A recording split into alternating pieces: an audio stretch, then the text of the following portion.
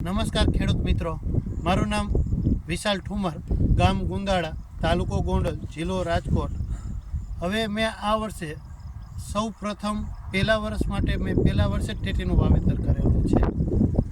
અને આમ જોઈએ તો ટેટીનો પાક એ ઉનાળાની ઋતુનો છે. એટલે મેં અત્યારે જે પાક કર્યો છે એ શિયાળાની ઋતુમાં કર્યો છે. અને શિયાળાની ઋતુમાં કર્યો છે એટલે ઠંડી બહુ જ પડવાને કારણે મેં ઉપર ક્રોપ કવર લગાવેલું હતું. ટેટીના પાકમાં મેં 35થી 40 દિવસ ક્રોપ કવર રાખેલું હતું. મેં ક્રોપ કવર જ્યારે કાઢી નાખેલું છે ત્યારબાદ એને વાતાવરણના ફારફેર સામે રક્ષણ આપવા માટે પ્રિવી લાઈફ સાયન્સનું મેં ઓર્થોસિલિસિલિક એસિડનો ઉપયોગ કર્યો અને જેનો છંટકાવ કર્યો. અને ત્યારબાદ મારા ટેટીના જે પાંદ છે, ઉણપ છે, જે ક્રોપ કવરમાંથી એવી ને એવી પહેલાં જેવી જ ઉણપ ક્રોપ કવર કાઢી લીધા બાદ 20 દિવસ બાદ પણ એવી જ છે. ઓર્થોસિલિસિલિકનો ઉપયોગ કર્યો છે એટલા માટે.